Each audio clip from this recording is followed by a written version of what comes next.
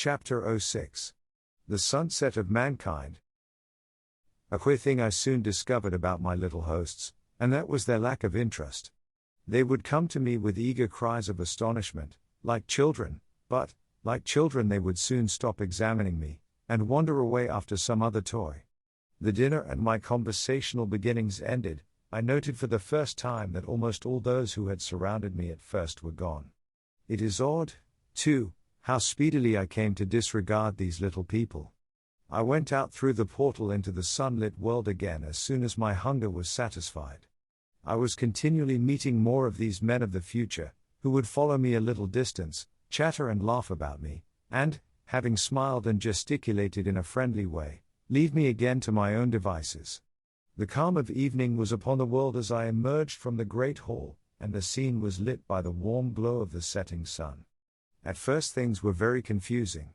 Everything was so entirely different from the world I had known, even the flowers. The big building I had left was situated on the slope of a broad river valley, but the Thames had shifted, perhaps, a mile from its present position.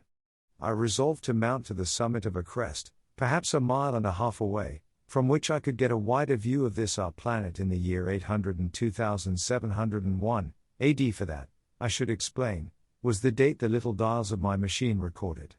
As I walked I was watching for every impression that could possibly help to explain the condition of ruinous splendor in which I found the world, for ruinous it was. A little way up the hill, for instance, was a great heap of granite, bound together by masses of aluminium, a vast labyrinth of precipitous walls and crumpled heaps, amidst which were thick heaps of very beautiful pagoda-like plants, nettles possibly, but wonderfully tinted with brown about the leaves, and incapable of stinging. It was evidently the derelict remains of some vast structure, to what end built I could not determine. It was here that I was destined, at a later date, to have a very strange experience, the first intimation of a still stranger discovery, but of that I will speak in its proper place.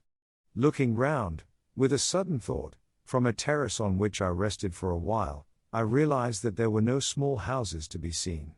Apparently the single house, and possibly even the household, had vanished. Here and there among the greenery were palace-like buildings, but the house and the cottage, which form such characteristic features of our own English landscape, had disappeared. Communism, said I to myself. And on the heels of that came another thought. I looked at the half-dozen little figures that were following me. Then, in a flash, I perceived that all had the same form of costume, the same soft hairless visage, and the same girlish rotundity of limb. It may seem strange, perhaps, that I had not noticed this before. But everything was so strange. Now I saw the fact plainly enough. In costume, and in all the differences of texture and bearing that now mark off the sexes from each other, these people of the future were alike. And the children seemed to my eyes to be but the miniatures of their parents. I judged then that the children of that time were extremely precocious, physically at least, and I found afterwards abundant verification of my opinion. Seeing the ease and security in which these people were living, I felt that this close resemblance of the sexes was after all what one would expect, for the strength of a man and the softness of a woman, the institution of the family, and the differentiation of occupations are mere militant necessities of an age of physical force. Where population is balanced and abundant, much childbearing becomes an evil rather than a blessing to the state. Where violence comes but rarely and offspring are secure, there is less necessity, indeed there is no necessity, for an efficient family, and the specialization of the sexes with reference to their children's needs disappears. We see some beginnings of this even in our own time, and in this future age it was complete. This, I must remind you, was my speculation at the time. Later, I was to appreciate how far it fell short of the reality. While I was musing upon these things, my attention was attracted by a pretty little structure, like a well under a cupola. I thought in a transitory way of the oddness of wells still existing, and then resumed the thread of my speculations. There were no large buildings towards the top of the hill, and as my walking powers were evidently miraculous, I was presently left alone for the first time. With a strange sense of freedom and adventure I pushed on up to the crest. There I found a seat of some yellow metal that I did not recognize, corroded in places with a kind of pinkish rust and half smothered in soft moss, the armrests cast and filed into the resemblance of griffins' heads.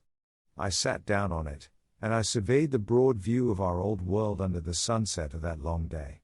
It was as sweet and fair a view as I have ever seen. The sun had already gone below the horizon and the west was flaming gold, touched with some horizontal bars of purple and crimson.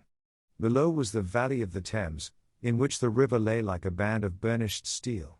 I have already spoken of the great palaces dotted about among the variegated greenery, some in ruins and some still occupied.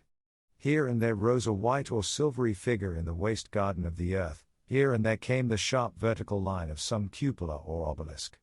There were no hedges, no signs of proprietary rights, no evidences of agriculture. The whole earth had become a garden. So watching, I began to put my interpretation upon the things I had seen, and as it shaped itself to me that evening, my interpretation was something in this way. Afterwards I found I had got only a half-truth, or only a glimpse of one facet of the truth. It seemed to me that I had happened upon humanity upon the wane. The ruddy sunset set me thinking of the sunset of mankind. For the first time I began to realize an odd consequence of the social effort in which we are at present engaged. And yet, come to think, it is a logical consequence enough. Strength is the outcome of need, security sets a premium on feebleness. The work of ameliorating the conditions of life, the true civilizing process that makes life more and more secure, had gone steadily on to a climax. One triumph of a united humanity over nature had followed another. Things that are now mere dreams had become projects deliberately put in hand and carried forward. And the harvest was what I saw. After all, the sanitation and the agriculture of today are still in the rudimentary stage. The science of our time has attacked but a little department of the field of human disease, but, even so, it spreads its operations very steadily and persistently. Our agriculture and horticulture destroy a weed just here and there and cultivate perhaps a score or so of wholesome plants, leaving the greater number to fight out a balance as they can. We improve our favorite plants and animals, and how few they are, gradually by selective breeding, now a new and better peach, now a seedless grape, now a sweeter and larger flower, now a more convenient breed of cattle. We improve them gradually, because our ideals are vague and tentative, and our knowledge is very limited, because nature, too, is shy and slow in our clumsy hands. Some day all this will be better organized, and still better. That is the drift of the current in spite of the eddies. The whole world will be intelligent, educated, and cooperating.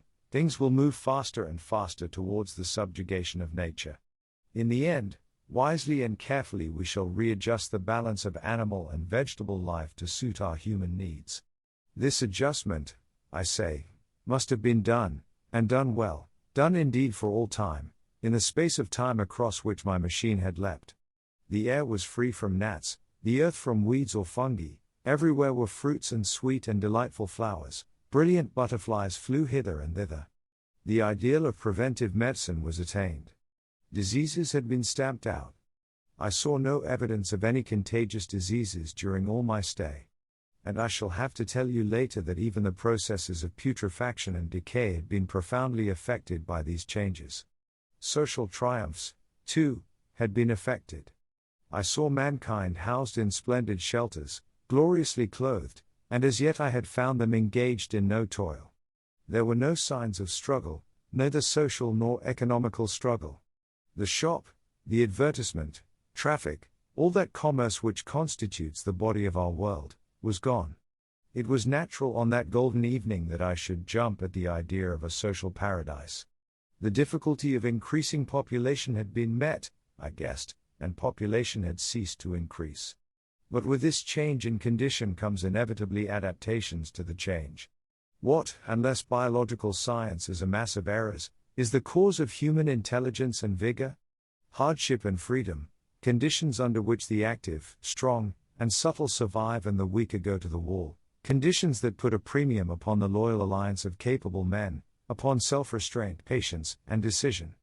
And the institution of the family, and the emotions that arise therein, the fierce jealousy, the tenderness for offspring, parental self-devotion, all found their justification and support in the imminent dangers of the young. Now, where are these imminent dangers? There is a sentiment arising, and it will grow, against connubial jealousy, against fierce maternity, against passion of all sorts, unnecessary things now, and things that make us uncomfortable, savage survivals, discords in a refined and pleasant life. I thought of the physical slightness of the people, their lack of intelligence, and those big abundant ruins, and it strengthened my belief in a perfect conquest of nature. For after the battle comes quiet. Humanity had been strong, energetic, and intelligent, and had used all its abundant vitality to alter the conditions under which it lived. And now came the reaction of the altered conditions. Under the new conditions of perfect comfort and security, that restless energy, that with us is strength, would become weakness. Even in our own time, certain tendencies and desires, once necessary to survival, are a constant source of failure. Physical courage and the love of battle, for instance, are no great help, may even be hindrances, to a civilized man. And in a state of physical balance and security, power, intellectual as well as physical, would be out of place. For countless years I judged there had been no danger of war or solitary violence, no danger from wild beasts, no wasting disease to require strength of constitution, no need of toil. For such a life, what we should call the weak are as well equipped as the strong, are indeed no longer weak. Better equipped indeed they are, for the strong would be fretted by an energy for which there was no outlet. No doubt the exquisite beauty of the buildings I saw was the outcome of the last surgings of the now purposeless energy of mankind before it settled down into perfect harmony with the conditions under which it lived, the flourish of that triumph which began the last great peace. This has ever been the fate of energy and security. It takes to art and to eroticism, and then come languor and decay. Even this artistic impetus would at last die away, had almost died in the time I saw. To adorn themselves with flowers, to dance, to sing in the sunlight, so much was left of the artistic spirit, and no more. Even that would fade in the end into a contented inactivity. We are kept keen on the grindstone of pain and necessity, and it seemed to me that here was that hateful grindstone broken at last. As I stood there in the gathering dark, I thought that in this simple explanation I had mastered the problem of the world, mastered the whole secret of these delicious people. Possibly the checks they had devised for the increase of population had succeeded too well, and their numbers had rather diminished than kept stationary. That would account for the abandoned ruins. Very simple was my explanation, and plausible enough, as most wrong theories are.